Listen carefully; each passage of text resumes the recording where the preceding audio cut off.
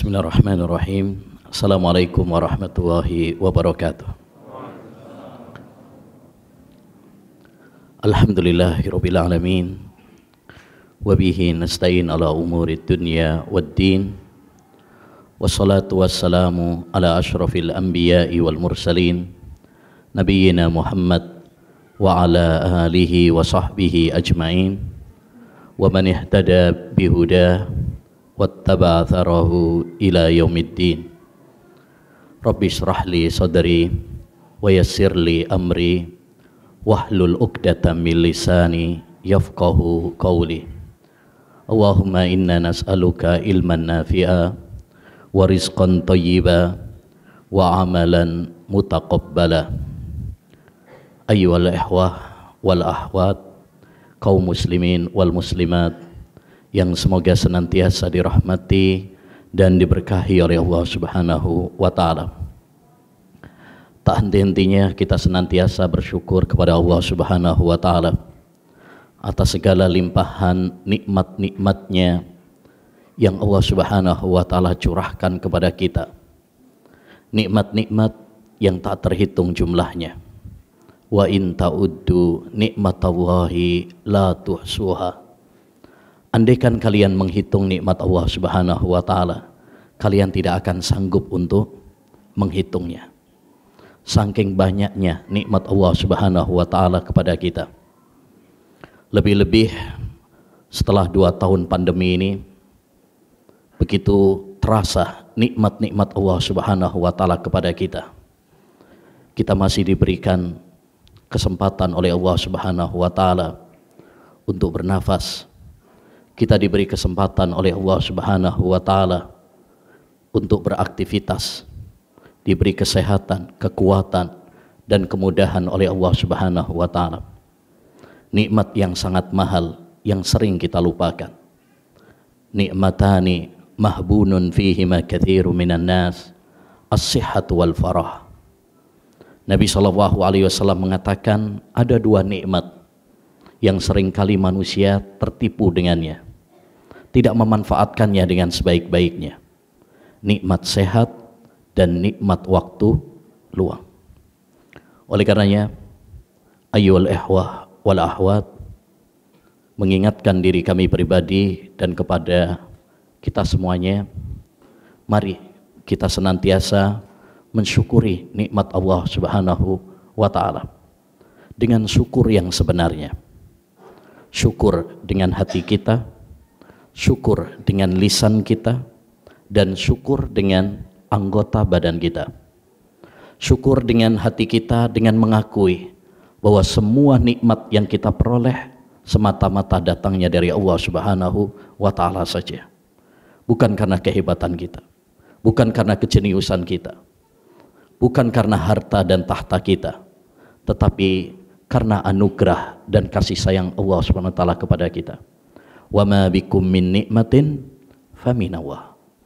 Tidak ada satu nikmat pun yang kalian dapatkan kecuali dari Allah Subhanahu wa ta'ala saja. Yang kedua, syukur dengan lisan. Kita menyanjung Allah Subhanahu wa ta'ala, memuji Allah Subhanahu wa ta'ala dengan berucap alhamdulillah. Segala puji bagi Allah Subhanahu wa ta'ala. Makanya kita sering dianjurkan ketika mendapatkan nikmat-nikmat Allah Subhanahu wa ta'ala untuk mengucapkan alhamdulillah. Bangun tidur kita mengucapkan alhamdulillah. Setelah makan mengucapkan alhamdulillah. Saat bersin kita mengucapkan alhamdulillah, karena semua itu adalah nikmat dari Allah Subhanahu wa ta'ala. Yang ketiga, syukur dengan anggota badan, yaitu dengan menggunakan nikmat-nikmat yang Allah berikan kepada kita dalam rangka mendekatkan diri kepadanya. Ketika Allah SWT memberikan kepada kita kesehatan, misalkan, kita gunakan kesehatan yang telah Allah SWT berikan kepada kita untuk mendekatkan diri kepadanya, untuk menjadi insan yang beribadah kepada Allah Subhanahu wa ta'ala. Ya, jangan sampai nikmat yang telah Allah Subhanahu wa ta'ala berikan kepada kita justru membuat kita lalai, lupa dari Allah Subhanahu wa ta'ala. Kullu nikmatin la tuqarribu ilallah fahiya niqmah. Para ulama mengatakan setiap nikmat yang tidak membuat dirimu semakin dekat dengan Allah Subhanahu wa taala, maka itu adalah bencana. Ikhwani wa akhwati fillah rahimani wa rahimakumullah. Pandemi ya COVID-19 ini memberikan kepada kita banyak pelajaran. Di antara pelajarannya, Allah Subhanahu wa taala mengingatkan kepada kita bahwa makhluknya adalah lemah. Yang kuat hanyalah Allah Subhanahu wa taala. Oleh karenanya, hendaknya bagi kita bergantung hanya kepada Allah. Hendaknya bagi kita menyerahkan segala urusan kita hanya kepada Allah Subhanahu wa taala.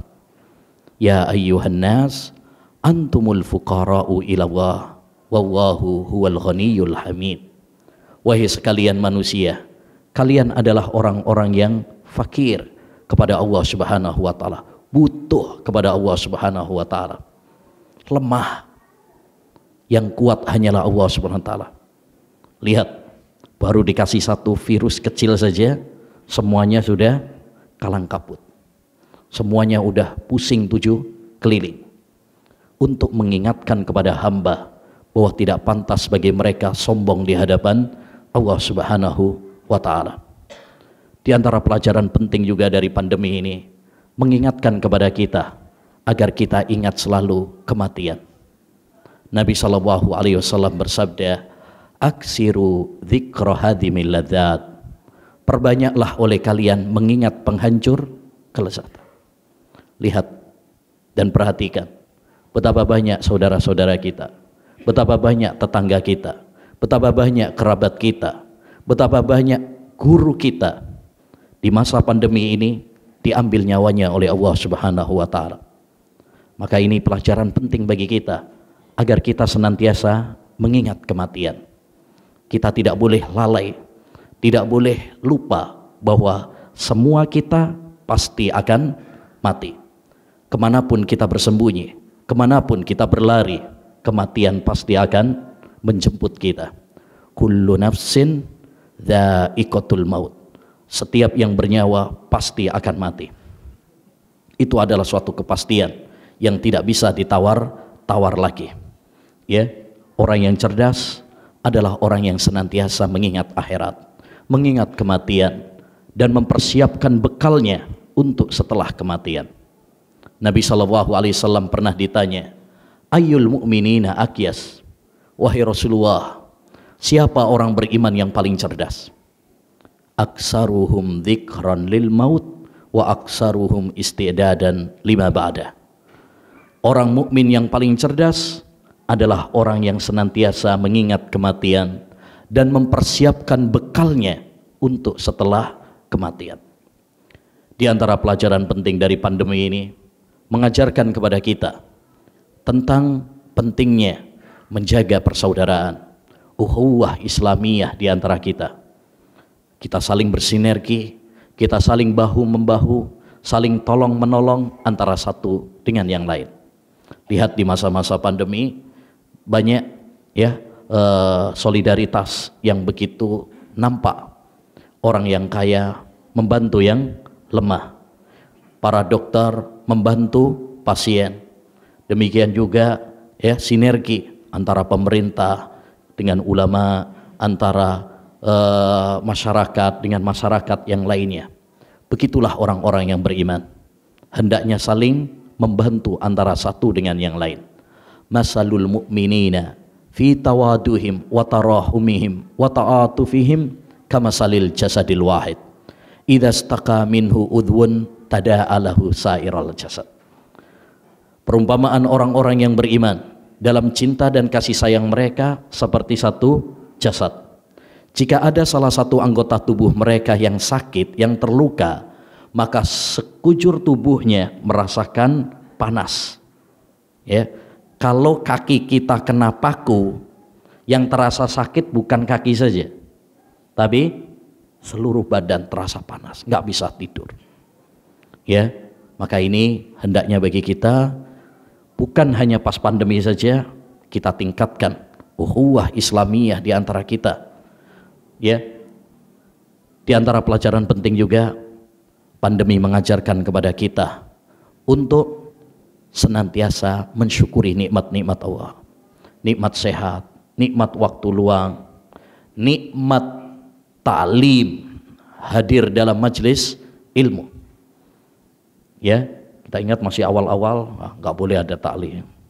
Ya, sampai ada yang bikin status kangen majelis ilmu. Sekarang udah dibuka. Nah, ya. Jadi ayyuhal ihwah, mumpung Allah SWT memberikan kesempatan kepada kita, jangan lewatkan. Khalid bin Mi'dan pernah mengatakan, jika Allah Subhanahu wa taala membukakan pintu surga, pintu kebaikan untukmu, jangan kamu tunda-tunda, segeralah kamu lakukan. Karena kamu tidak pernah tahu ya kapan pintu tersebut terbuka lagi untukmu. Ya, kesempatan belum tentu datang dua kali. Di antara ya hikmah dari pandemi ini mengajarkan kepada kita juga untuk sabar, kuat menghadapi ujian dan cobaan dari Allah Subhanahu wa taala. Karena memang hidup ini adalah ujian dari Allah Subhanahu wa taala. Ya, oleh karenanya seorang mukmin harus memiliki dua senjata dalam hidupnya. Syukur ketika mendapatkan nikmat, sabar ketika mendapatkan ujian. Kalau dua hal ini ada pada seorang hamba, hidupnya akan bahagia. Ajaban li amril mu'min, inna amrahu kullahu khair. Sungguh indah urusan orang yang beriman, semua urusannya baik baginya. In asabathu sarra'u syakara fakana khairan lahu. Kalau dia mendapatkan nikmat dia bersyukur dan itu baik baginya. Wa in asabathu dharra'u sabara fakana khairan lahu. Dan jika dia mendapatkan ujian, cobaan, dia sabar dan itu pun baik baginya. Ya, di masa pandemi kita diuji dengan ekonomi, ya, diuji oleh Allah SWT dengan sakit, diuji oleh Allah dengan ditinggal orang-orang yang kita cinta. Oleh karenanya kita harus semakin kuat, ya, semakin tegar menghadapi ujian dan cobaan yang menerpa seorang hamba. Karena pada hakikatnya ujian itu adalah tanda bahwa Allah Subhanahu wa taala menghendaki kebaikan bagi kita. May yuridillahu bihi khaira yusib minhu. Nabi SAW mengatakan, barang siapa yang dikehendaki oleh Allah Subhanahu wa taala kebaikan untuknya di dunia dan di akhirat, maka Allah akan memberikan musibah kepadanya. Ya. Dan di antara ya hikmah dari pandemi ini mengajarkan kepada kita untuk semangat belajar ilmu agama. Kenapa demikian? Karena di masa pandemi banyak sekali muncul permasalahan-permasalahan yang baru yang mungkin belum kita ketahui sebelumnya. Bahkan ini sering menjadi pro kontra. Ya. Salat jaga jarak, salat pakai masker, ya. Bahkan mungkin enggak salat di masjid, pernah kan? Ya, sehingga hal ini menjadi polemik, menjadi pro kontra. Di sebagian tempat malah tengkar antara takmir gara-gara masalah seperti ini. Ya, padahal sejatinya pandemi mengajarkan kepada kita agar kita lebih belajar lagi. Masih banyak ya ilmu-ilmu yang belum kita ketahui.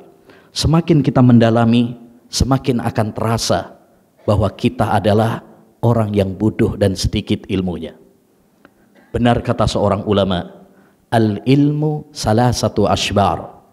Ilmu itu ada tiga tingkatan. Man dakhala shibrul awal takabbar. Siapa yang masuk pada tingkatan yang pertama, sombong ya. Yang baru tahu ilmu dikit-dikit, biasanya malah petentang-petenteng. Ya. Baru hafal juz 30, bukan 30 juz ya. Udah merasa kayak Sesudes ya. Baru ngerti bahasa Arab dikit sudah merasa kayak Sibawai. Baru belajar fikih dikit sudah merasa kayak Imam Syafi'i. Ya. Wa man dakhala sibrosani tawadha.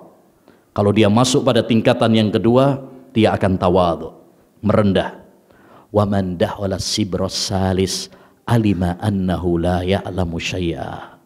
Kalau dia masuk pada tingkatan yang ketiga, semakin mendalami lagi, maka dia akan merasa bahwa dia adalah orang yang bodoh, tak tahu apa-apa. Dan itu kita rasakan. Semakin kita mendalami ilmu agama, semakin kita akan merasakan masih banyak ilmu-ilmu yang belum kita ketahui. Dan pandemi ini juga mengajarkan kepada kita untuk semakin dewasa dalam menghadapi khilaf, perbedaan-perbedaan, terutama dalam masalah-masalah fikih. Ya, benar kata Imam Ibnul Qayyim rahimahullah, man ittasa'a ilmuhu ittasa'at rahmatuh. Seorang itu semakin dalam ilmunya, harusnya semakin luas kasih sayangnya, semakin lapang dadanya menghadapi perbedaan-perbedaan. Jangan sampai hanya karena perbedaan pendapat kemudian kita bermusuhan antara satu dengan yang lainnya, ya. Dan ini sangat disayangkan terjadi di masa-masa pandemi ini, ya. Banyak karena perbedaan-perbedaan fikih, ya, kemudian saling menjatuhkan antara satu dengan yang lain, saling mencela antara satu dengan yang lain, padahal mereka adalah, ya, saudara-saudara kita semuanya, sesama muslim, bahkan sesama ahlus sunnah wal jamaah. Harusnya semakin kita belajar, kita semakin dewasa.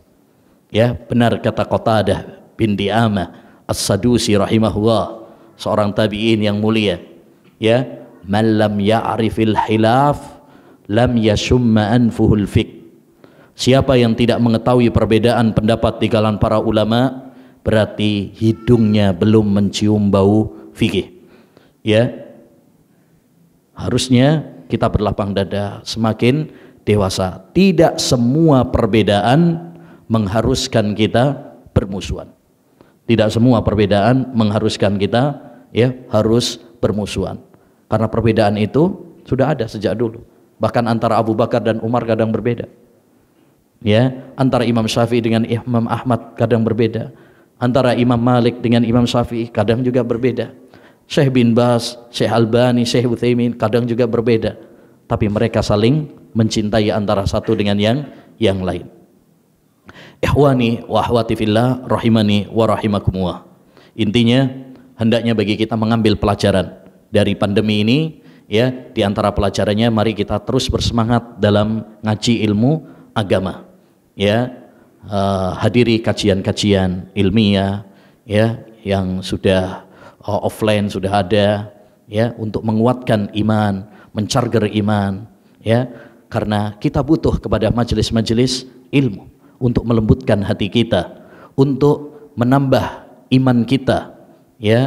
Apalagi setelah 2 tahun, ya, kadang nggak hadir dalam majelis ilmu, tentu akan terasa kering, gersang, ya. Banyak yang futur, malas, berguguran di tengah jalan, ya. Bahkan banyak saudara-saudara kita yang sudah hijrah, yang sudah kenal sunnah, ya, kemudian tidak menghadiri lagi majelis-majelis ilmu, akhirnya, ya, mereka berguguran di tengah jalan. Oleh karena kita penting untuk terus mencarger keimanan kita. Salah satunya adalah menghadiri taman-taman surga. Idza marartum bi riyadil jannati fartau. Jika kalian melewati taman-taman surga, maka bersenang-senanglah kalian di sana. Qalu wa ma riyadul jannati ya Rasulullah. Apa itu taman surga wahai Rasulullah? Maka Nabi SAW menjawab, hilaqud dzikr. Majelis-majelis zikir, majelis-majelis ilmu yang menambah iman, yang mengingatkan kita kepada Allah Subhanahu wa taala. Ya, maka ikhlaskan niat kita dalam menuntut ilmu. Kemudian bersemangatlah dalam menuntut ilmu. Yang ketiga, berdoalah kepada Allah Subhanahu wa taala agar Allah menambahkan ilmu. Ya, kemudian sabar dan istiqamah dalam menuntut ilmu. Ya, kemudian hiasi diri kita dengan adab dan akhlak dalam menuntut ilmu. Ini 5 kunci yang harus kita miliki dalam perjalanan menuntut ilmu, agar ilmu kita bermanfaat, agar ilmu kita diberkahi oleh Allah Subhanahu wa taala. Saya ulang, yang pertama, ikhlas, ya, menata niat dalam menuntut ilmu. niatkan kita belajar ilmu agama, kita hadir dalam majelis ilmu, kita ngaji ilmu agama adalah untuk memperbaiki diri kita, untuk mendekatkan diri kita kepada Allah Subhanahu wa taala. Innama yutlabul ilmu liyuttaqallah. Kata Sufyan Ats-Tsauri, sesungguhnya ilmu itu dicari agar kita bisa bertakwa kepada Allah Subhanahu wa taala. Ini tujuan kita belajar ilmu agama, yaitu memperbaiki diri kita agar kita bisa beribadah kepada Allah dengan benar, agar akidah kita benar, agar akhlak kita benar sesuai dengan tuntunan Al-Quran dan Sunnah. Yang kedua, kunci yang kedua, semangat. Kita harus semangat dalam menuntut ilmu. Ya, tidak boleh malas-malesan, karena ilmu tidak didapatkan dengan malas-malesan. Ilmu tidak didapatkan dengan santai-santai. Ilmu tidak didapatkan dengan mimpi dan menghayal. Ilmu didapatkan dengan kesungguhan. Ihris ala ma yanfa'uka wasta'in billah. Kata Nabi SAW, bersemangatlah kamu melakukan hal-hal yang bermanfaat. Dan menuntut ilmu adalah amalan yang paling bermanfaat bagi kita di dunia dan di akhirat. Yang ketiga adalah doa. Doa adalah kunci semua kebaikan di dunia dan di akhirat. Yang memberikan ilmu kepada kita adalah Allah Subhanahu wa taala. Ya, maka kita minta kepada Allah Subhanahu wa taala, bukan kepada yang lain. Jangan mengandalkan kejeniusan kita. Jangan mengandalkan kehebatan kita. Tidak ada manfaatnya kejeniusan kita jika Allah Subhanahu wa taala tidak menganugerahkan ilmu kepada kita. Betapa banyak orang yang jenius, betapa banyak orang yang pintar, kejeniusannya tidak bermanfaat baginya. Ya, Allah Subhanahu wa taala berfirman, "Wa qur rabbi zidni ilma." Ya, wahai Muhammad, berdoalah, mintalah, ya Allah, tambahkanlah ilmu kepadaku. Allah tidak memerintahkan kepada nabinya minta tambahan harta, minta tambahan tahta, minta tambahan istri, minta tambahan anak. Tapi Allah memerintahkan kepada nabinya minta tambahan ilmu. Makanya di antara doa yang diajarkan oleh Nabi alaihi salatu wassalam, Allahumma inni as'aluka ilman nafi'a wa rizqan thayyiba wa amalan mutaqabbalah. Ya Allah, aku memohon kepadamu ilmu yang bermanfaat, rezeki yang halal, dan amal saleh yang diterima di sisimu. Maka jangan lupa berdoa, ya, terutama di waktu-waktu yang mustajab, antara adzan dan qomat, ketika kita sujud, sepertiga malam terakhir, ya, sebelum salam, ketika turun hujan, ya, waktu turun hujan itu waktu yang mustajab. Sintani la turaddan, kata Nabi SAW, ada dua waktu yang tidak akan ditolak oleh Allah Subhanahu wa taala. Indan nida wa tahtal matar. Ketika adzan dan ketika turun hujan. Ya. Kemudian yang keempat, sabar dan istiqamah. Kita tidak akan mendapatkan ilmu kalau kita enggak sabar. Satajiduni insyaallahu sabira wala a'si laka amra. Ketika Nabi Musa mau berguru kepada Khidir, dia mengatakan apa? Kau akan mendapati aku termasuk orang yang sabar. Karena tanpa kesabaran kita tidak akan bisa mendapatkan ilmu. Maka dibutuhkan kesabaran, ya, dalam menuntut ilmu, sabar dalam duduk di majelis ilmu, sabar dalam mendengarkan, sabar dalam memahami. Ya, mungkin ada masalah-masalah yang susah dipahami. Sabar dalam mencatat, ya, sabar dalam mengulang, ya. Demikian juga sabar karena menuntut ilmu itu butuh waktu yang lama. Kata Imam Ahmad, ta'allamtu babal haidi tis'a sinin hatta fahimtuh. Aku mempelajari bab tentang haid, darah kebiasaan wanita, 9 tahun lamanya baru aku memahaminya. Orang sekelas Imam Ahmad saja butuh waktu berapa? 9 tahun. Kita kadang-kadang tergesa-gesa, ya, 1 bulan, wah, pengennya udah langsung jadi Syekhul Islam, Masya Allah, ya. Tidak, butuh kesabaran. Imam Malik rahimahullah ketika menuntut ilmu, beliau sampai pernah jual genteng rumahnya. Ya, kenapa? Karena menuntut ilmu butuh perjuangan, butuh pengorbanan, butuh kesabaran, butuh modal. Ya. Dan yang kelima, kunci mendapatkan ilmu adalah adab. Yusuf bin Asbat pernah mengatakan, bil adabi tafhamul ilma. Dengan adab engkau akan mendapatkan ilmu. Ya. Maka hiasi diri kita dengan adab, hiasi diri kita dengan akhlak. Ya, karena dengan adab dan akhlak kita akan mendapatkan ilmu. Muliakan ilmu, muliakan majelis ilmu, muliakan orang-orang yang memiliki ilmu. Niscaya kita akan dimuliakan oleh ilmu. Adapun sebaliknya, jika kita tidak memuliakan ilmu, maka ilmu tidak akan memuliakan kita. Man la yukrimil ilm, la yukrimuhul ilm. Siapa yang tidak memuliakan ilmu, maka dia tidak akan dimuliakan oleh ilmu. Ya, banyak para penuntut ilmu tidak mendapatkan ilmu karena tidak memperhatikan apa? Adab dan akhlak. Oleh karenanya, salah satu hal yang perlu kita introspeksi, ayyuhal ikhwah, ya, adalah masalah adab dan akhlak. Setelah kita mengenal sunnah, setelah kita ngaji kemana-mana ini, ada perubahan nggak pada akhlak kita? Ada perubahan nggak pada adab kita? Ya, siapa yang udah lama ngaji tapi tidak bertambah baik akhlaknya, adabnya, berarti ada yang salah dalam belajarnya. Ya, man izdada ilman walam yazdad bihi hudan falyattahim ilmah. Para ulama mengatakan siapa yang bertambah ilmunya tapi nggak bertambah baik akhlaknya, adabnya, hendaknya dia mencurigai ilmunya. Ada yang salah. Mungkin niatnya perlu dia luruskan. Ada yang salah mungkin pada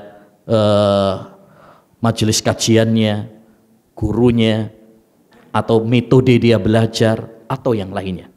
Ya, karena ilmu yang bermanfaat itu ilmu yang membuahkan ketakwaan, ilmu yang membuahkan iman, ilmu yang membuahkan akhlak yang mulia, ilmu yang menjadikan kita semakin takut kepada Allah, yang menjadikan kita semakin semangat berlomba-lomba dalam ibadah kepada Allah Subhanahu wa taala.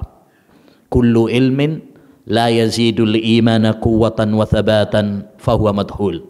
Kata Imam Ibnul Qayyim Al-Jauziyah dalam kitabnya Al-Fawaid, setiap ilmu yang tidak menambah semangat untuk beramal saleh, tidak menambah perbaikan akhlak, ya, tidak menambah kuatnya iman, maka itu adalah ilmu yang palsu, ilmu yang ternoda, ilmu yang tercampuri oleh kotoran-kotoran.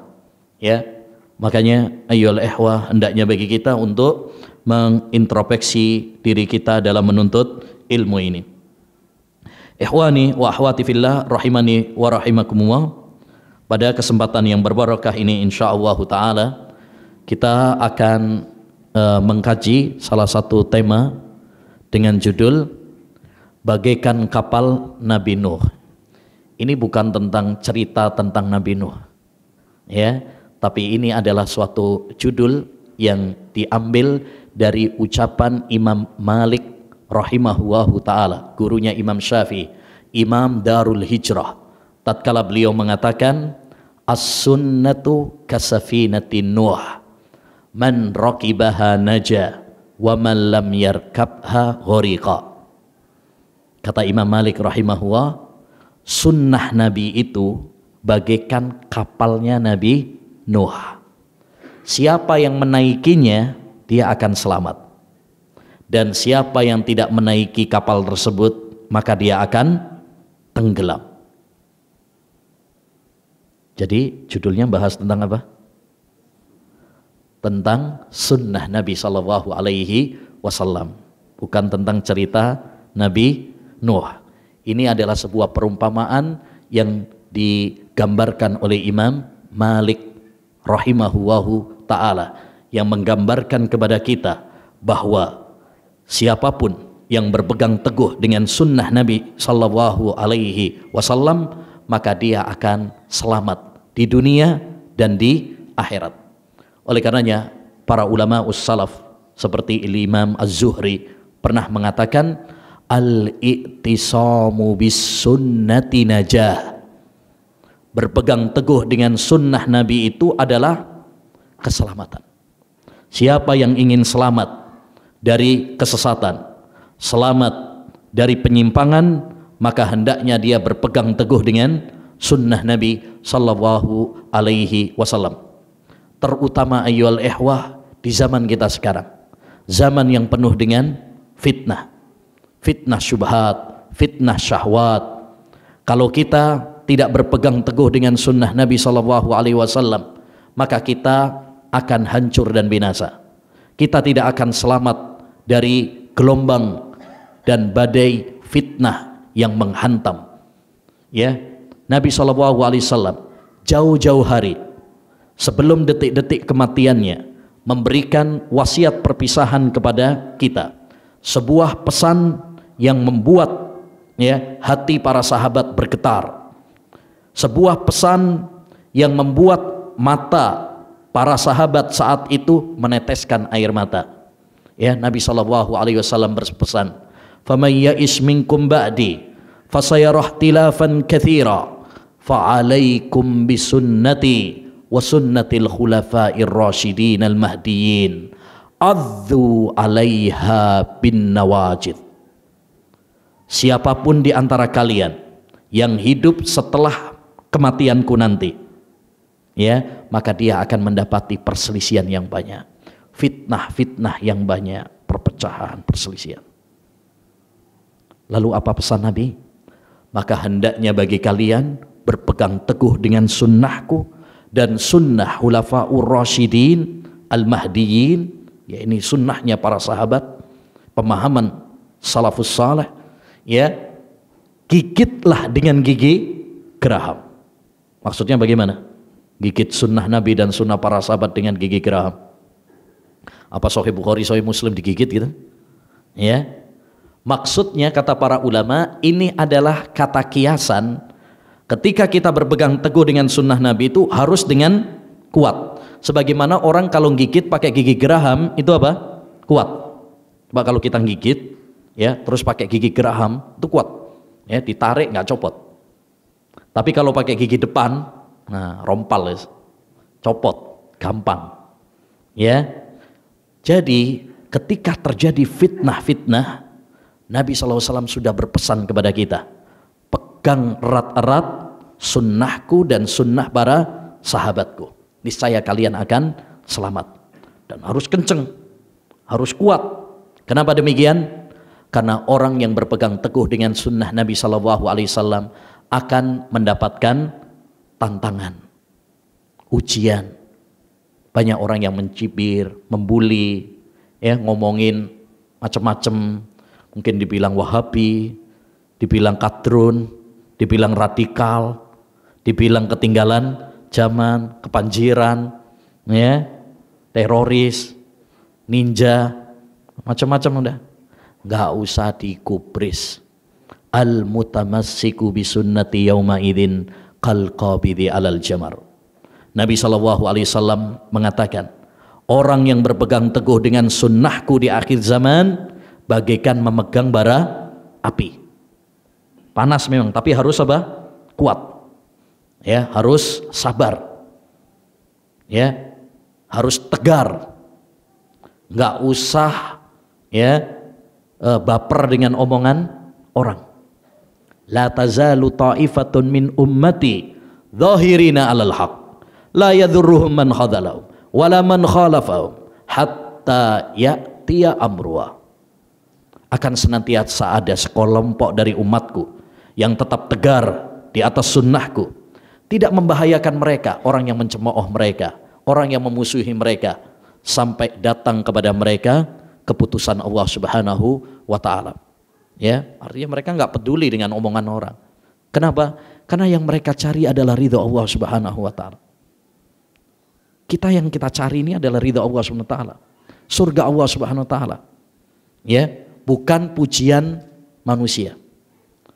Oleh karenanya menarik perkataan Al-Imam Al-Bukhari rahimahullah tatkala beliau mengatakan orang yang ikhlas itu adalah man kanal madihu wadzamu indahu sawa.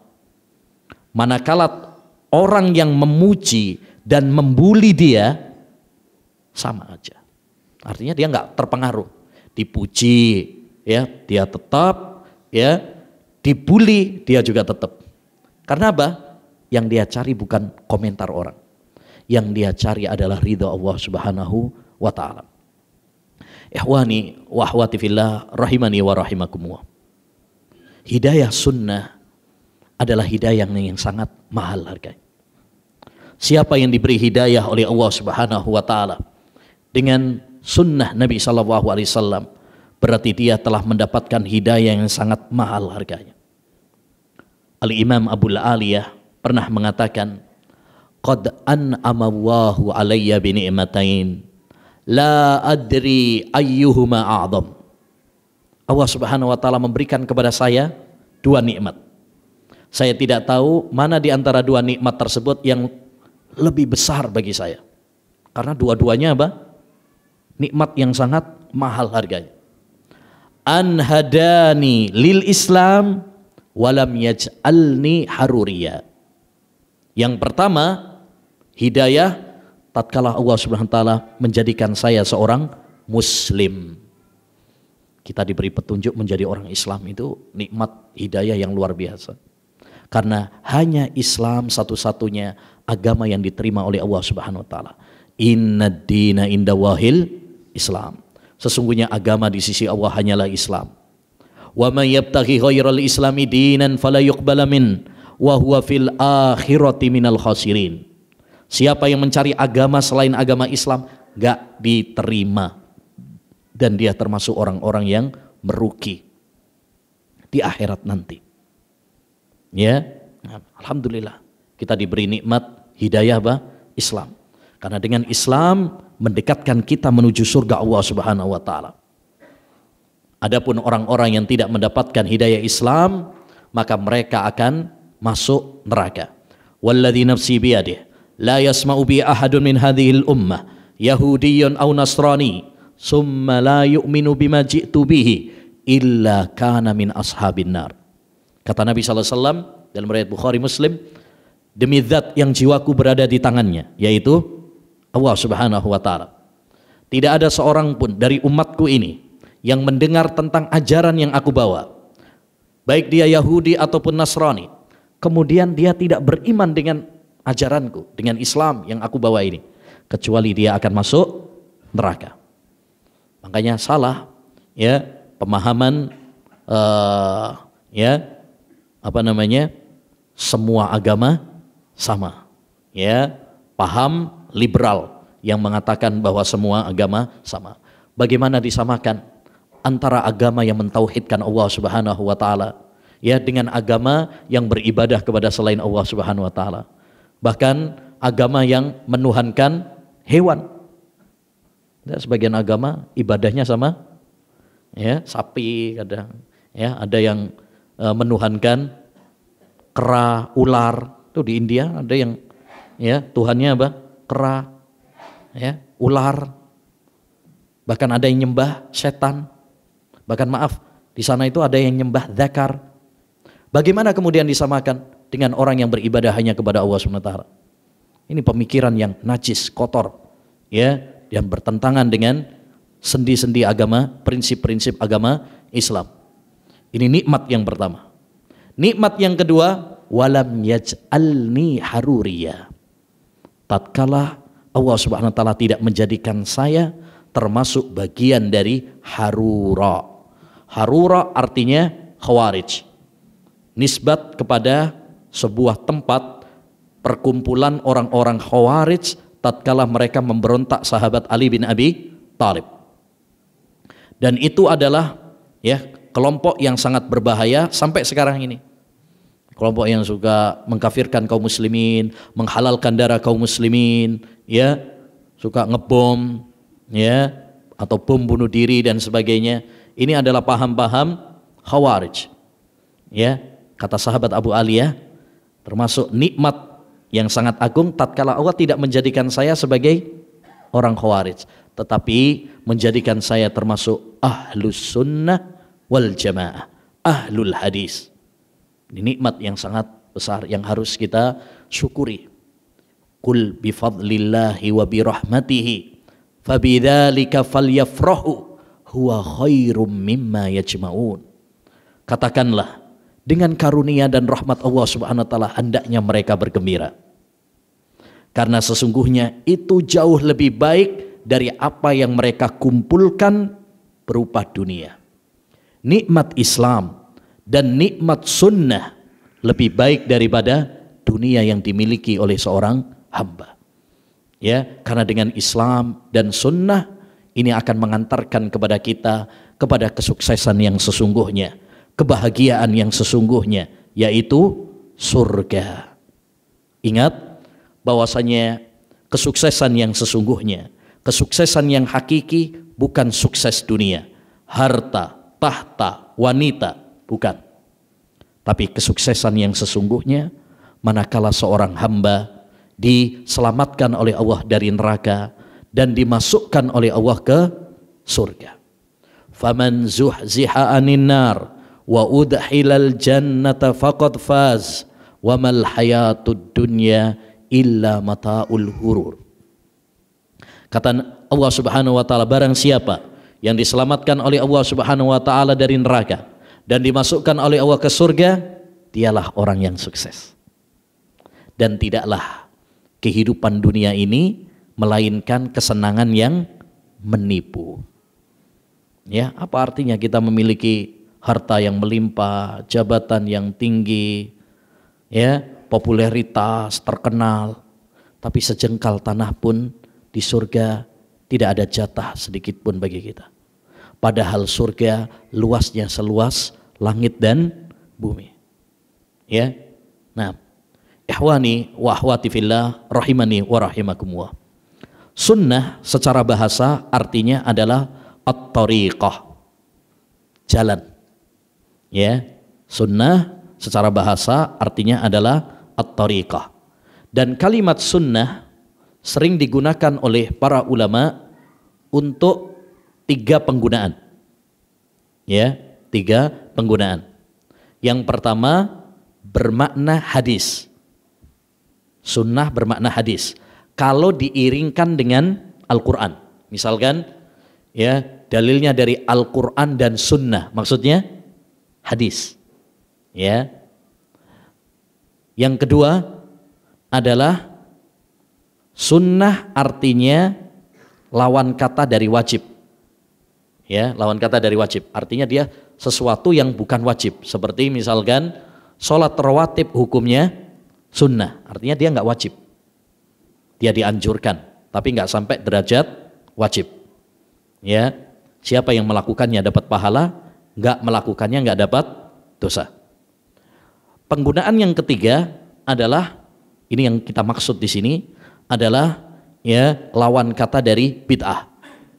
Lawan kata dari bid'ah, yaitu ajaran Nabi SAW baik dalam akidah, baik dalam ibadah, baik dalam akhlak. Ya, seperti dalam hadis perpisahan Nabi tadi, Irbad ibnu Sariyah yang memberikan wasiat, fa'alaikum bisunnati wa sunnatil khulafa'ir rasyidin.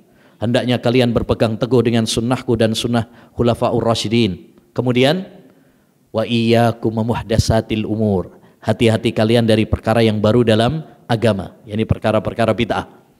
Disebut kata sunnah dan setelahnya kata bid'ah. Berarti maksudnya sunnah di sini adalah sunnah secara umum, yaitu apa yang diajarkan oleh Nabi SAW, baik dalam masalah akidah, baik dalam masalah ibadah, baik masalah akhlak.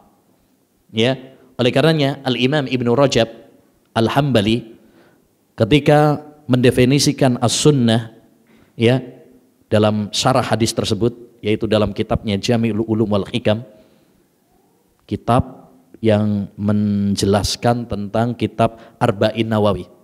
Ini kitab yang paling bagus syarah Arba'in Nawawi. Beliau mengatakan as-sunnatu hiya at-tariqatul maslukah fayasmalu dzalika at-tamassuk bima kana alaihi huwa wa khulafa'ur rasyidin minal i'tiqadati wal a'mal wal aqwal wa hadhihi hiya sunnatul kamilah. Ya, yang dimaksud dengan sunnah di sini adalah jalan yang dilalui oleh Nabi dan para sahabat, mencakup masalah akidah, mencakup masalah amal perbuatan, dan mencakup ucapan-ucapan. Ya, inilah sunnah yang sempurna. Ya, inilah sunnah yang sempurna. Taib. Kalau ada yang mengatakan, sebagian para ulama menulis kitab-kitab akidah dengan judul As-Sunnah. Seperti misalkan As-Sunnah Ibnu Abi Asim, ya, As-Sunnah karya Al-Khallal atau Syarhus Sunnah. Ya, padahal itu maksudnya akidah. Ya, akidah saja. Apakah berarti bahwasanya As-Sunnah itu hanya masalah akidah? Tidak. Kenapa para ulama menulis kitab-kitab akidah dengan sunnah? Karena inti dari ajaran Nabi itu adalah masalah akidah. Inti, pokok utama dari ajaran Nabi adalah dalam masalah akidah. Tapi bukan berarti kemudian selain daripada itu bukan termasuk sunnah. Ya, jadi sunnah mencakup akidah, mencakup ibadah, mencakup akhlak. Karena Nabi SAW diutus kepada kita itu adalah secara keseluruhan. Ya, bukan hanya masalah ibadah saja, bukan hanya masalah akidah saja, bukan hanya masalah akhlak saja, semuanya. Taib. Masalah yang kedua, ayyuhal ikhwah, keutamaan berpegang teguh dengan sunnah. Berpegang teguh dengan sunnah Nabi SAW memiliki keutamaan-keutamaan. Ya, di antaranya mengikuti sunnah Rasulullah SAW adalah sebab meraih rahmat Allah Subhanahu wa taala. Sebagaimana Allah Subhanahu wa taala berfirman dalam surat Ali Imran ayat 132. Ya, kata Allah Subhanahu wa taala, wa atiullaha war rasul la'allakum turhamun. Taatlah kalian kepada Allah, taatlah kalian kepada Rasul. Taat maksudnya lakukan perintahnya, tinggalkan larangan-larangannya. La'allakum turhamun, agar kalian disayang sama Allah Subhanahu wa taala. Semua kita pasti pingin untuk disayang dan dicintai oleh Allah Subhanahu wa taala. Nah, salah satu kiat agar kita dicintai, disayang oleh Allah Subhanahu wa taala adalah dengan mengikuti sunnah Rasulullah sallallahu alaihi wasallam. Ya. Nah, yang kedua, di antara keutamaan berpegang teguh dengan sunnah Rasulullah sallallahu alaihi wasallam adalah sebab mendapatkan kemenangan, kesuksesan di dunia dan di akhirat. Sebagaimana Allah Subhanahu wa taala berfirman dalam surat Al-Ahzab ayat 71. Wa may yuti'illaha wa rasulahu faqad faza fawzan 'azima. Barang siapa yang taat kepada Allah dan taat kepada Rasulullah sallallahu alaihi wasallam, maka sungguh dia telah meraih kesuksesan, keberuntungan di dunia dan di akhirat dengan keberuntungan yang besar. Kalau kita ingin beruntung di dunia dan di akhirat, kalau kita ingin sukses di dunia dan di akhirat, maka ikutilah sunnah Rasulullah sallallahu alaihi wasallam. Yang ketiga, di antara keutamaan berpegang teguh dengan sunnah Rasulullah sallallahu alaihi wasallam adalah sebab meraih hidayah, petunjuk. Semua kita ingin untuk mendapatkan hidayah. Oleh karenanya dalam surat Al-Fatihah yang selalu kita baca dalam solat-solat kita dianjurkan untuk berdoa, ihdinas siratal mustaqim, ya Allah berikanlah hidayah kepada kami. Nah, salah satu cara agar kita mendapatkan hidayah dari Allah Subhanahu wa taala adalah dengan berpegang teguh dengan sunnah Nabi sallallahu alaihi wasallam. Kata Allah Subhanahu wa taala, wattabi'uhu la'allakum tahdadun. Ya, surat Al-A'raf ayat 158. Dan ikutilah Nabi Muhammad sallallahu alaihi wasallam, niscaya kalian akan mendapatkan hidayah, petunjuk. Dalam ayat yang lain Allah SWT mengatakan, wa in tuti'uhu tahtadu. Jika kalian taat kepadanya, yaitu kepada Rasul sallallahu alaihi wasallam, niscaya kalian akan mendapatkan petunjuk. Ya, sebaliknya, siapa yang tidak mengikuti Nabi Muhammad sallallahu alaihi wasallam, maka dia akan tersesat. Ya, dia akan tersesat jalan. Nabi sallallahu alaihi wasallam telah berpesan kepada kita, taraktu fikum amroin lan tadhillu ini tasamtum bihima kitaballahi wa sunnati. Aku tinggalkan kepada kalian dua perkara. Jika kalian berpegang teguh dengannya, kalian tidak akan tersesat selama-lamanya, yaitu Al-Quran dan sunnahku. Kalau kita berpegang teguh dengan sunnah Nabi, kita tidak akan tersesat. Tapi kalau kita meninggalkan sunnah Nabi SAW, maka kita akan tersesat. Makanya Nabi SAW marah ketika sahabat Umar bin Khattab radhiyallahu an membaca Taurat. Ya, Nabi SAW mengatakan, amutahawwikuna ya ibnal Khattab, wallahi law kana akhi Musa hayya summa taba'tumuhu wa taraktumuni la dhalaltum. Demi Allah, seandainya saudara saya Musa alaihi salam masih hidup, lalu kalian mengikutinya dan meninggalkan aku, sungguh kalian akan tersesat. Karena meninggalkan siapa? Rasulullah sallallahu alaihi wasallam. Padahal yang diikuti siapa? Nabi Musa. Andaikan kita meninggalkan Nabi Muhammad dan mengikuti Nabi Musa alaihi salam, tersesat. Apalagi yang diikuti bukan Nabi Musa. Ya, orang nggak jelas lagi. Ya, malah tersesat jauh dan sesat yang nyata. Ya, nah, dan di antara keutamaan berpegang teguh dengan sunnah Nabi Shallallahu Alaihi Wasallam, bahwa berpegang teguh dengan sunnah Nabi adalah sebab keberkahan. Semua kita ingin diberkahi oleh Allah Subhanahu Wa Taala. Apa artinya barokah itu?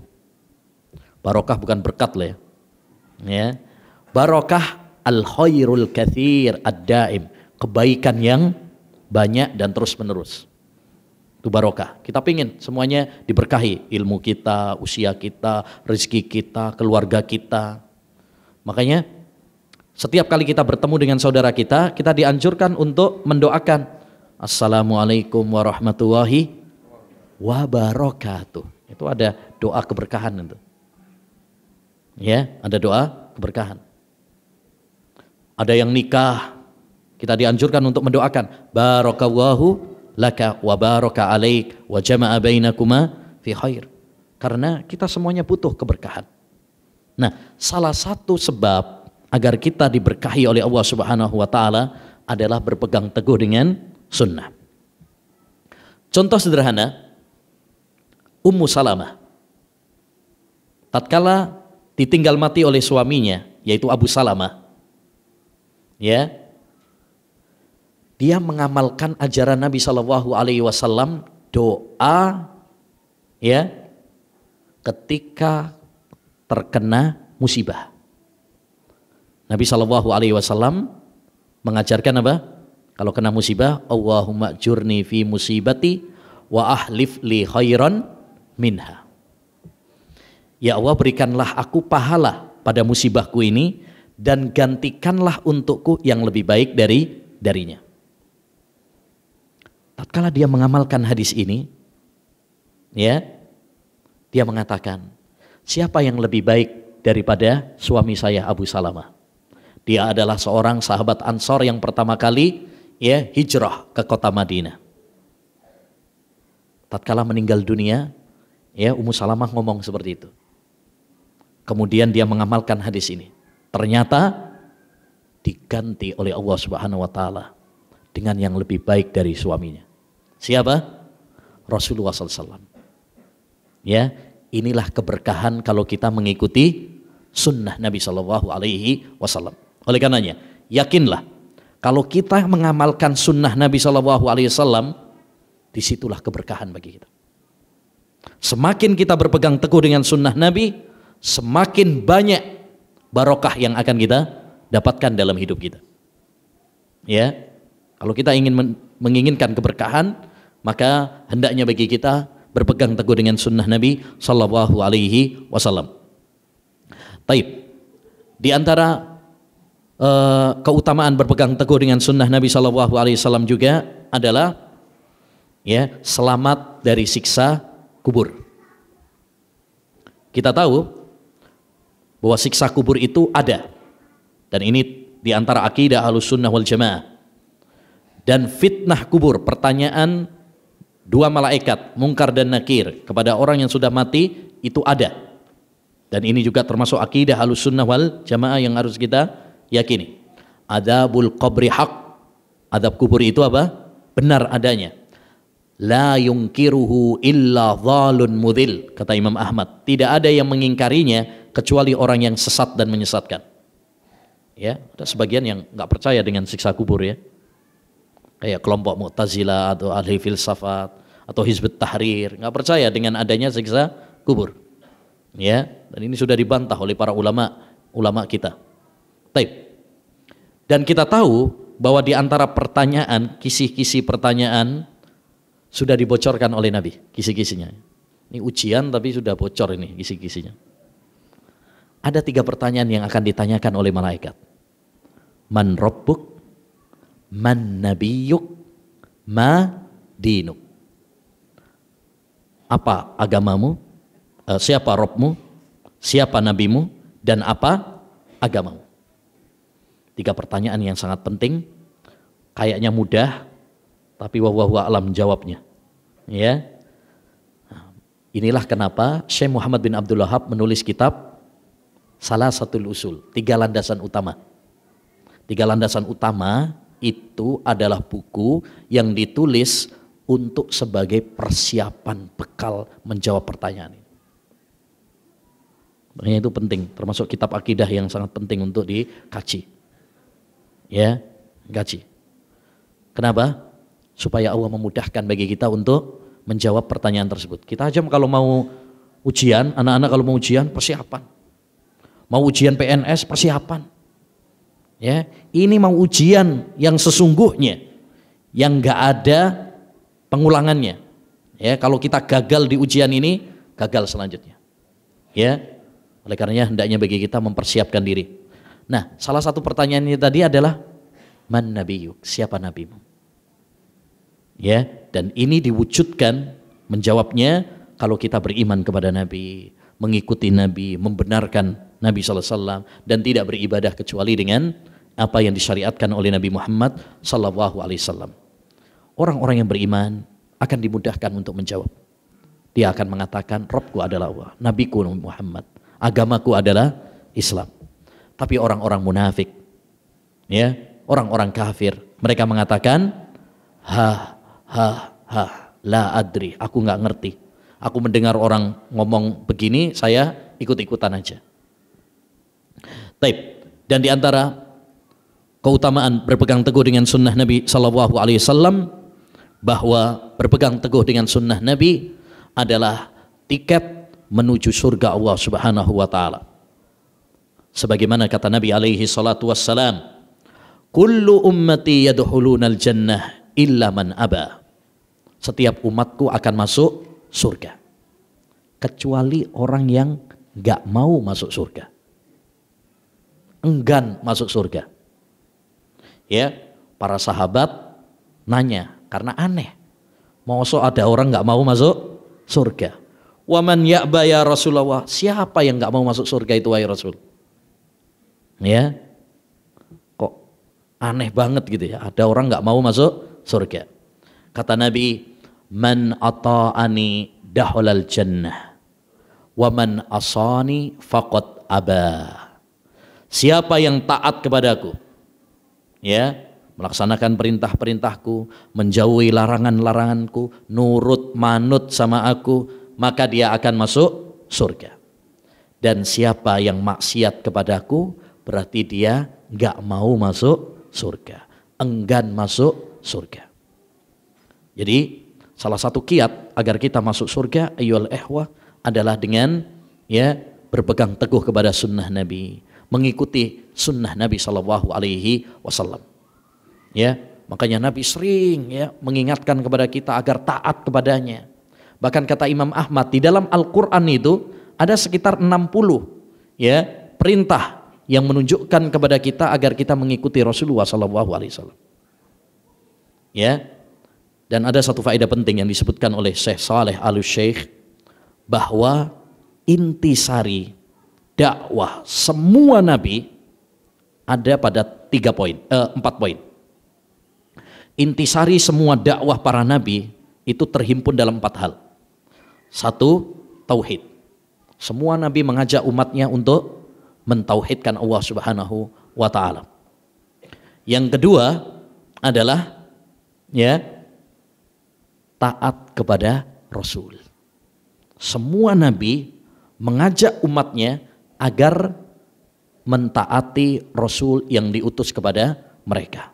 Kalau Nabi Muhammad SAW berarti menganjurkan kepada kita, memerintahkan kepada kita untuk taat kepada Rasulullah SAW. Ya, yang ketiga adalah takwa. Takwa. Tapi takwa itu bukan cuma sekedar simbol saja ya, kata-kata saja. Banyak sekarang masjid namanya masjid takwa. Ya, majelis taklim takwa, baju takwa. Bahkan di Kediri sana ada tahu takwa. Ya, takwa bukan cuma sekedar nama maksud saya. Tapi takwa itu yang paling penting adalah aplikasinya. Bagaimana kita betul-betul mempraktekkannya. Yaitu melindungi diri kita dari api neraka dengan melaksanakan perintah-perintah Allah, perintah-perintah Rasul, dan menjauhi larangan-larangan Allah Subhanahu wa Ta'ala dan Rasulnya. Itulah hakikat takwa. Dan yang keempat, inti dakwah semua para nabi adalah istighfar. Ya, istighfar. Makanya para nabi mengajak umatnya untuk apa? Ya, meminta ampun kepada Allah Subhanahu wa Ta'ala. Karena semua manusia tidak lepas dari dosa. Dan istighfar adalah salah satu benteng dari bencana. Wa ma kana Allahu liyu'adzibahum wa anta fihim wa ma kana Allahu mu'adzibahum wa hum yastaghfirun. Kata Allah Subhanahu wa Ta'ala, Allah tidak akan menyiksa suatu kaum jika engkau wahai Muhammad berada di tengah-tengah mereka. Kalau ada Nabi Muhammad gak bakalan diadab oleh Allah Subhanahu wa Ta'ala, karena Allah sayang sama Nabi Muhammad. Wa ma kana Allahu mu'adzibahum wa hum yastaghfirun. Dan Allah tidak akan menyiksa suatu kaum ketika kaum tersebut senantiasa istighfar, memohon ampun kepada Allah. Kalau yang ngerti bahasa Arab, dalam ayat tersebut ada perbedaan. Wa ma kana Allahu liyu'adzibahum. Di situ pakai fiil. Liyu'adzibahum. Ya, adzaba yu'adzibu, itu fiil. Ya. Taib. Pada kata yang kedua, wa ma kana Allahu mu'adzibahum. Itu namanya isim fa'il, kan pakai mim. Ya, mu'adzibahum. Apa bedanya? Bedanya kalau liyu'adzibahum itu sementara. Tapi kalau mu'adzibahum itu untuk seterusnya. Keberadaan Nabi Muhammad SAW di tengah umat gak lama. Sekarang Nabi sudah meninggal dunia. Maka benteng ini sekarang sudah gak ada. Benteng dari bencana yaitu keberadaan Nabi Muhammad sekarang sudah gak ada karena Nabi sudah meninggal dunia. Tinggal satu benteng yaitu istighfar. Dan ini yang lanjut, walaupun Nabi sudah meninggal dunia, kita bisa dilindungi oleh Allah dari bencana apabila kita senantiasa istighfar. Maka perbanyak taubat, istighfar kepada Allah SWT. Karena bencana telah menimpa kita bertubi-tubi. Ya, corona belum selesai, gempa. Ya, corona belum selesai, banjir di mana-mana. Corona belum selesai, meletus Semeru. Ya, corona belum selesai, ya banyak. Ya. Bencana demi bencana.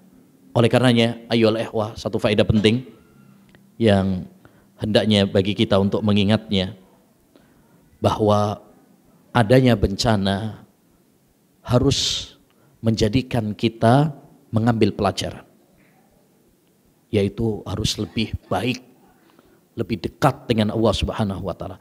Jangan sampai kita diberi bencana oleh Allah Subhanahu wa taala tapi nggak mengambil pelajaran. Ya gitu-gitu aja.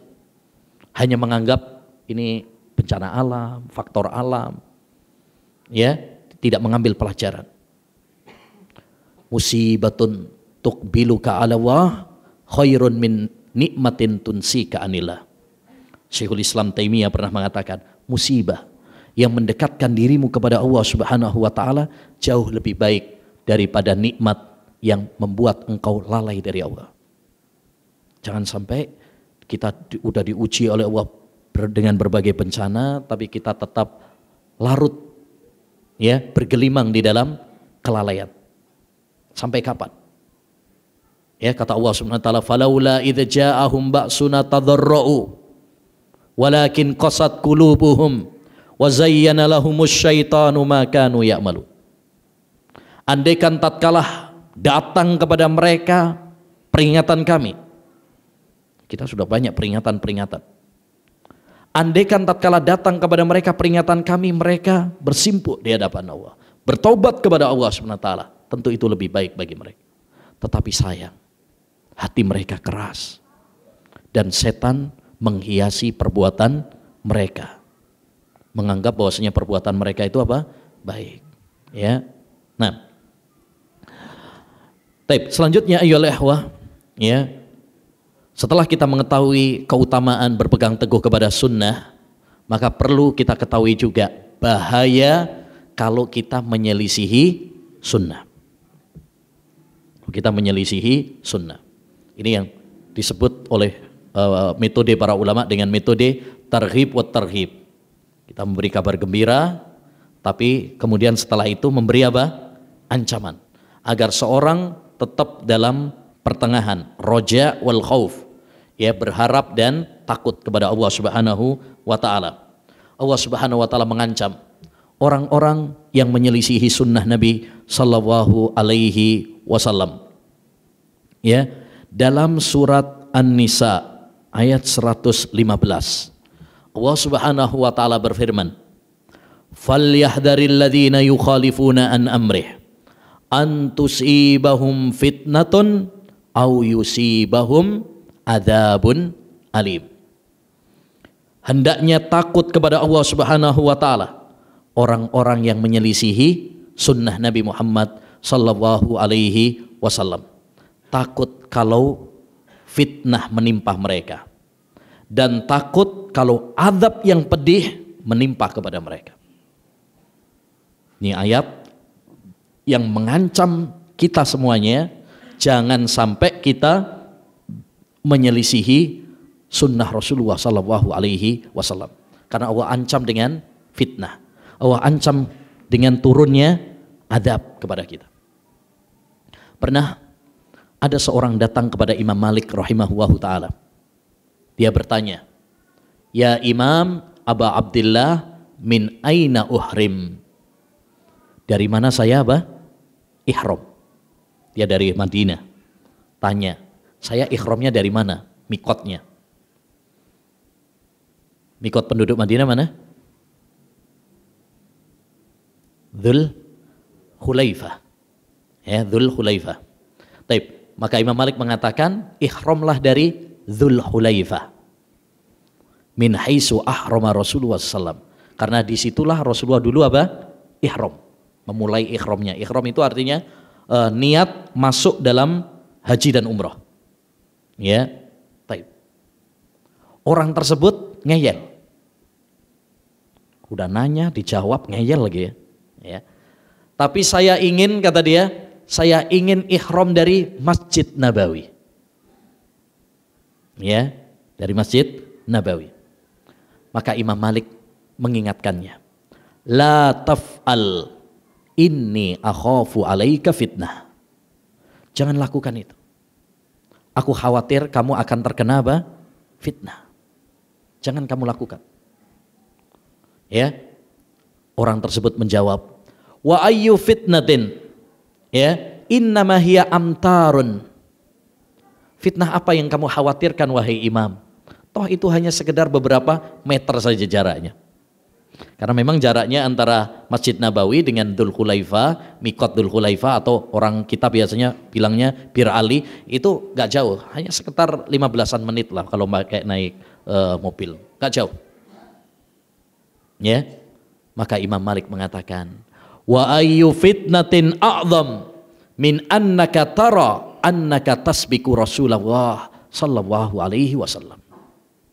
Fitnah apa yang lebih besar daripada kamu merasa lebih hebat daripada Rasulullah SAW. Rasulullah aja ihramnya dari Dzul Khulaifah. Kamu merasa kalau ihramnya dari Masjid Nabawi, kamu merasa lebih mulia, lebih hebat, lebih banyak pahalanya. Berarti kamu seakan-akan merasa apa? Lebih hebat daripada Rasulullah SAW. Adakah fitnah yang lebih besar daripada itu? Ya. Oleh karenanya, kita dalam beribadah itu bukan cuma modal apa? Semangat toh. Tidak diterima amal ibadah seorang hamba kecuali dengan dua syarat. Syarat yang pertama, ikhlas. Syarat yang kedua adalah mengikuti sunnah Rasulullah sallallahu alaihi wasallam. Ya, makanya yang menjadi patokan bukan banyaknya atau besarnya suatu ibadah, tapi yang paling penting adalah baiknya. Liyabluwakum ayyukum ahsanu amala. Allah menguji kalian siapa yang paling baik. Bukan paling banyak, yang paling baik. Ya, dahulu ulama ussalaf mengatakan al-iktisadu fis sunnah khairun minal ijtihadi fil bid'ah. Ya, sederhana tapi dalam sunnah itu lebih baik daripada semangat tapi bid'ah. Ya, semangat tapi bid'ah. Karena nggak diterima sama ya Allah Subhanahu wa taala. Salam bin Abi Salam, seorang ulama, pernah mengatakan kepada dirinya sendiri, ya Salam, nam ala sunnah khairun min antakuma alal bid'ah. Wahai Salam, kamu tidur di atas sunnah itu lebih baik daripada apa? Kamu ya bangun tapi di atas bid'ah. Mendingan kamu tidur sesuai dengan sunnah daripada bangun tapi kamu melakukan bid'ah. Ya, nah, oleh karenanya hendaknya bagi kita ayyuhal ikhwah untuk berusaha ya semaksimal mungkin berpegang teguh dengan sunnah Nabi. Ya, berpegang teguh dengan sunnah Nabi Shallallahu Alaihi Wasallam. Sekecil apapun masalah, ya kalau kita bisa meneladani Nabi Muhammad SAW, lakukan. Sufyan Ats-Tsauri pernah mengatakan, in istata'ta alla tahukka ra'saka illa bil asari faf'al. Kalau kamu bisa untuk tidak menggaruk kepalamu kecuali dengan sunnah, maka lakukanlah. Ya, maksudnya apa? Walaupun masalah-masalah kecil, tapi kalau kita bisa meneladani Nabi, ya, menjalankan sunnah Nabi SAW, ya, maka itu lakukan. Banyak diantara kita kan kadang ngeremehkan. Ya, ketika Nabi SAW menganjurkan, ini wajib apa sunnah? Ya, sunnah to'ai kok. Nah, ya, ulama-ulama dulu ketika mereka menjalankan perintah Nabi itu nggak pakai pilih-pilih, ini wajib atau sunnah, enggak. Mereka berusaha untuk mengerjakannya, baik itu wajib ataupun sunnah, nggak pakai pilih-pilih, beda-bedain, enggak. Imam Syafi'i misalkan, beliau termasuk ulama seperti jumhur ulama yang lain yang berpendapat bahwa mandi Jumat itu hukumnya sunnah alias tidak wajib. Tapi beliau pernah mengatakan, aku tidak pernah meninggalkan mandi Jumat, ya, baik musim dingin maupun musim panas, baik ketika safar maupun ketika mukim. Artinya apa? Walaupun para ulama itu berpendapat itu sunnah, tapi bukan berarti kemudian menyepelekan, meremehkan. Makanya sebagian syekh mengatakan, ya, as-salafu yaf'aluna sunnah li ajli annahu sunnah wa nahnu natrukus sunnah li ajli annahu sunnah. Dulu para ulama salaf mengamalkan sunnah karena itu sunnah, sedangkan kita meninggalkan sunnah karena cuma sunnah. Nah ini, ya, taib. Ikhwani wa akhwati fillah rahimani wa rahimakumullah. Dalam berpegang teguh kepada sunnah Nabi ini, seperti tadi yang sudah kita sampaikan, pasti akan ada apa? Tantangan, ujian. Ya, ketika kita mengamalkan sunnah Nabi, pasti ada aja tantangan-tantangan. Ya, baik itu dari keluarga kita sendiri, ada yang nggak setuju, mungkin tetangga, teman, masyarakat, dan sebagainya. Oleh karenanya, hendaknya bagi kita untuk sabar, istiqomah di atas sunnah ini. Ya, di atas sunnah ini. Al-mutamassiku bisunnati yauma idin kal qabidi alal jamar. Orang-orang yang berpegang teguh dengan sunnahku di akhir zaman, mereka seperti ya memegang bara api. Harus sabar, harus istiqamah. Ya, walaupun mungkin dianggap aneh, asing. Bada'al islamu ghoriban wa sayaudu ghoriban kama bada' fatuba lil ghuraba. Islam ini pertama kali datang dalam keadaan asing dan akan kembali dalam keadaan asing. Berbahagialah orang-orang yang dianggap asing. Yang terakhir, bagaimana caranya agar kita istiqomah di atas sunnah Nabi Sallallahu Alaihi Wasallam? Ya, seperti tadi sudah kita sampaikan, pasti akan ada ujian, cobaan dalam menghadapi, ya, dalam berpegang teguh kepada sunnah Nabi ini. Maka dibutuhkan keistiqomahan, ya, ketegaran, agar kita ya tetap kuat. Karena banyak orang yang awalnya berpegang teguh kepada sunnah Nabi, tapi kemudian gak kuat, sehingga berguguran. Ya, berguguran di tengah jalan. Taib. Bagaimana supaya kita bisa istiqomah di atas sunnah Nabi Sallallahu Alaihi Wasallam? Yang pertama adalah menuntut ilmu syar'i. Terus belajar ilmu. Jangan jemu, jangan bosan, jangan kendor. Hadiri majelis-majelis ilmu. Paham gak paham, hadiri. Aduh Ustaz, ya kajiannya berat Ustaz. Ya, gak mudeng-mudeng, tetap hadiri. Karena manfaat dari menghadiri majelis ilmu bukan cuma sekedar kita mendapatkan ilmu. Antum hadir dalam majelis ilmu, bertemu dengan teman-teman kita yang satu perjuangan dengan kita, satu visi misi dengan kita, itu adalah sudah ya merupakan ya manfaat yang sangat besar. Karena dengan kita berkumpul seperti ini, bertemu dengan sahabat-sahabat kita, itu menguatkan iman, ya, menjadikan kita tetap kuat. Tapi kalau udah jauh dari majelis ilmu, udah nggak pernah ke majelis ilmu, udah lama kelamaan apa? Terbawa arus, lama kelamaan terpental.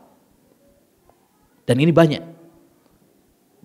bahkan ada, ya saya tahu sendiri ada beberapa ya yang dulu nyantri malah, ya nyantri, ya ada yang sampai kemudian berbeda, menjadi ahlul bid'ah.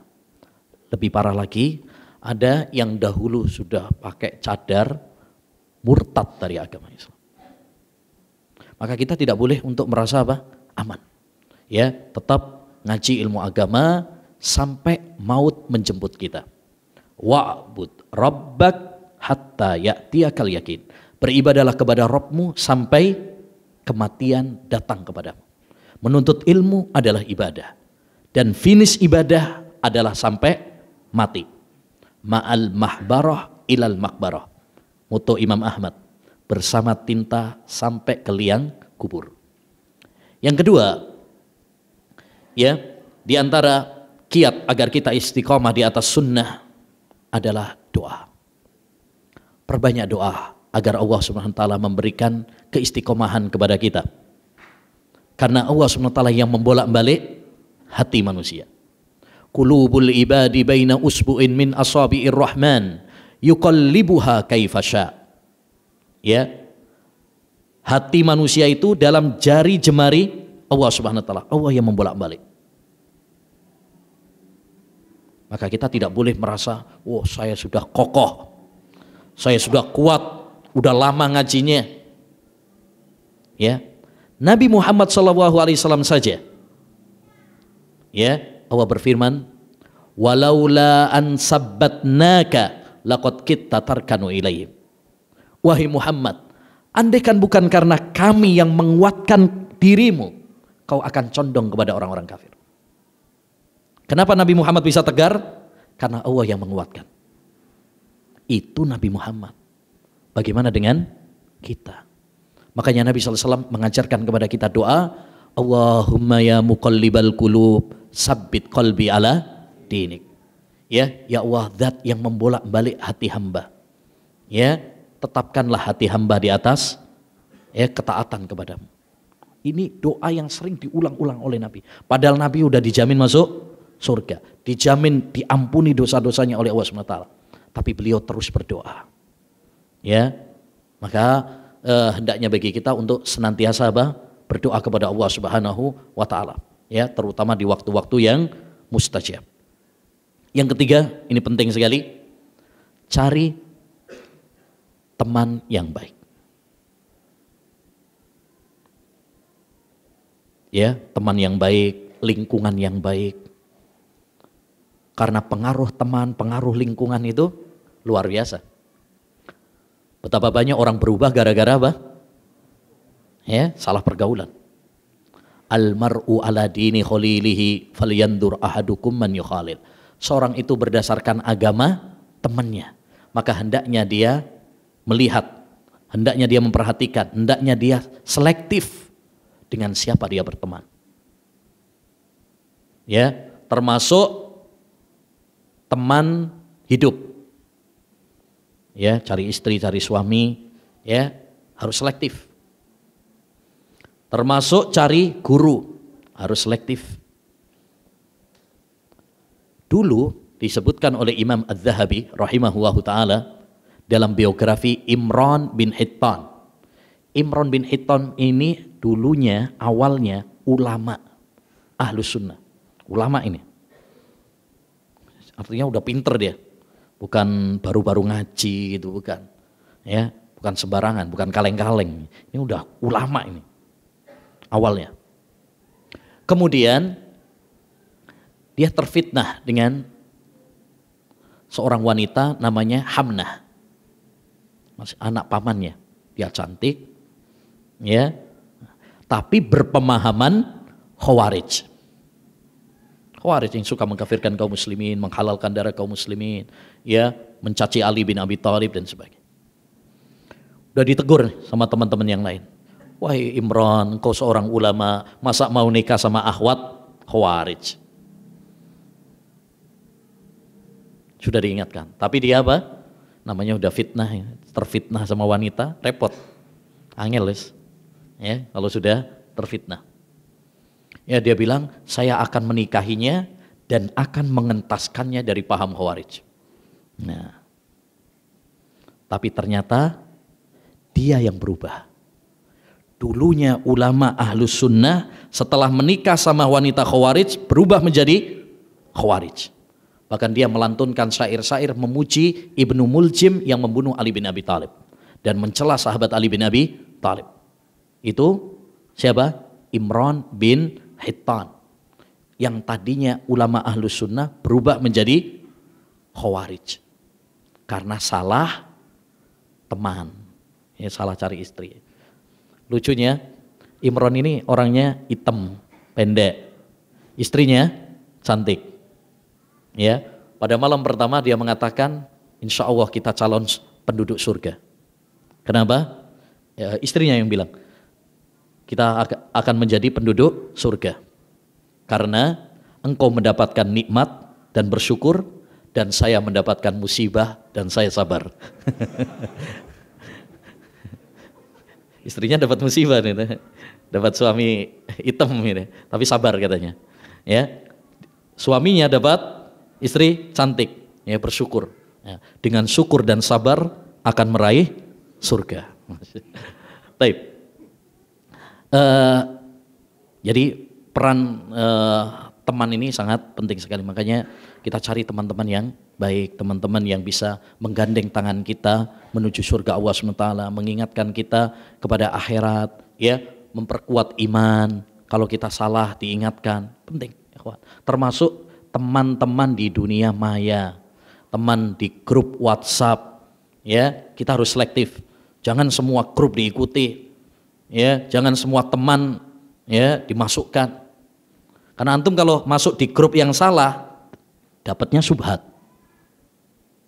Dapatnya subhat. Oh, dapat postingan-postingan, video-video subhat.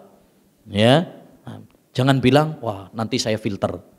Nanti saya saring. Ternyata saringannya bolong. Ya, subhatnya yang masuk. Ya, dan dia nggak bisa menyaringnya. Ini banyak seperti ini. Jangan mendekati fitnah. Fitnah itu dijauhi. Man sami'a bid-dajjal falyan'an. Pesan Nabi, siapa yang mendengar tentang Dajjal, menjauhlah, jangan dekat-dekat. Inna sa'ida laman junnibal fitan. Sesungguhnya orang yang bahagia itu orang yang dijauhkan dari fitnah. Ya, ini penting karena sekarang zamannya media sosial ya. Jadi pengaruh media sosial ini sama seperti pengaruh apa? Teman juga. Luar biasa. Termasuk lingkungan ya. Lingkungan juga. Taib. Yang berapa ini? Yang keempat. Ya, keempat ya. Yang keempat di antara kiat agar kita istiqamah di atas sunnah Nabi Shallallahu Alaihi Wasallam adalah membaca kisah-kisah para ulama. Kisah-kisah salaf, kisah-kisah sahabat, kisah-kisah para nabi. Ini penting. Ya, penting kita baca kisah-kisah mereka untuk menguatkan kita. Coba kalau kita baca kisah sahabat, bagaimana mereka tegar ya dalam berpegang teguh kepada Islam, berpegang teguh kepada sunnah Nabi SAW. Ya, ada Khobab ibnul Arat yang disetrika punggungnya. Ya, disuruh untuk murtad tapi dia tetap tegar. Sumayyah, ibunya Ammar bin Yasir, ditusuk oleh Abu Jahal dengan tombak sampai tembus ke farjinya. Dan dia adalah wanita yang pertama kali syahid dalam agama Islam. Tapi tetap dia mempertahankan apa? Islamnya. Imam Ahmad bin Hanbal rahimahullah ta'ala dalam fitnah Al-Quran makhluk. Dia dicambuk, dipenjara, diarak ya, dikelilingkan, tapi dia tetap apa? Tegar.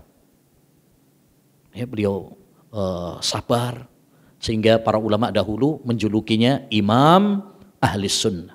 Laqad nasarallahu al-Islama bi Abi Bakrin yaumar riddah wa bi Ahmad ibni Hanbal yaumal mihna.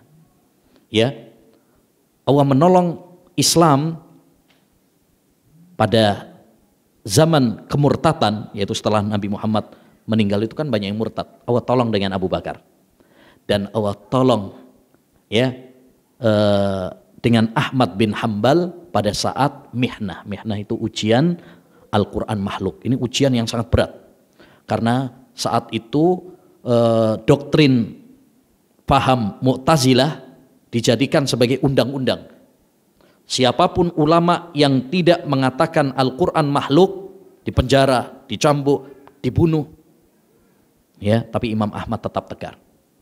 Imam Malik rahimahullah ta'ala, ya, misalkan beliau pernah disiksa, bahkan disebutkan dalam biografinya sampai dicopot kukunya.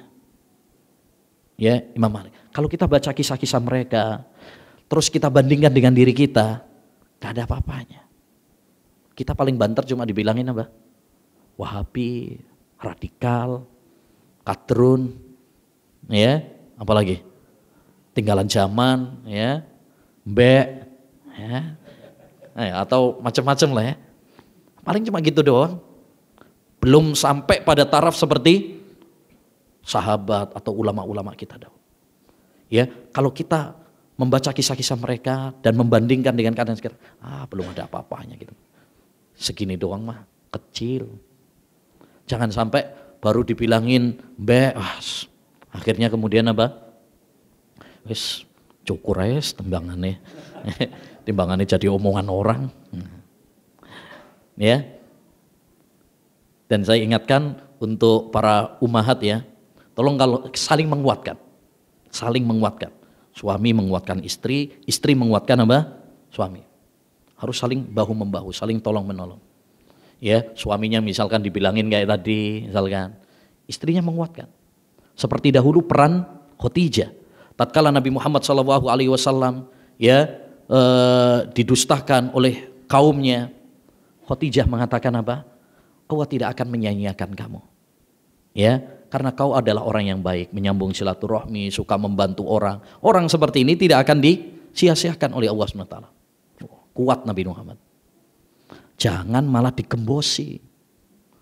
Sudah dibilangin sama masyarakatnya macam-macam, malah digembosi. Wis lah mas, kau aneh-aneh wis, jadi uang biasa wis. Ya, kadang-kadang malah digembosi. Ya, nah, demikian juga suami hendaknya menguatkan istrinya. Mungkin istrinya dibilangin apa macam-macam gitu ya, teroris lah, ninja lah, ya dan sebagainya. Tugas kita sebagai seorang suami adalah menguatkan. Dulu Sofiyah tatkala sedih dicelah oleh Hafsah, apa yang dilakukan oleh Nabi? Mengusap ya air mata Sofiyah, membesarkan hatinya. Tatkala Aisyah radhiyallahu anha haji, kemudian dia keluar darah haid, sedih. Yang lainnya bisa haji, dia nggak bisa haji karena kena darah haid. Ya, Nabi SAW ya menguatkannya, menyabarkannya. Ya, innallaha ya qad kataba hadza ala banati Adam, sabar. Sesungguhnya ini adalah suatu keputusan dari Allah SWT kepada perempuan-perempuan anak Adam. Artinya tugas seorang suami adalah menguatkan istri tatkala ada masalah. Jangan malah cengeng lu gitu aja nangis. Dikuatkan, sabar ya. Karena butuh ya. Yang namanya wanita tetaplah wanita. Dia butuh ya tempat untuk curhat ya yang bisa menguatkan dia. Taib, yang terakhir ya, kiat agar kita istiqamah di atas sunnah Nabi Muhammad sallallahu alaihi wasallam adalah menyibukkan diri kita dengan ibadah kepada Allah Subhanahu wa taala. Ya. Sibukkan diri kita dengan ibadah. Jangan menyibukkan diri kita dengan fitnah, jangan sibukkan diri kita dengan hal-hal yang tidak bermanfaat.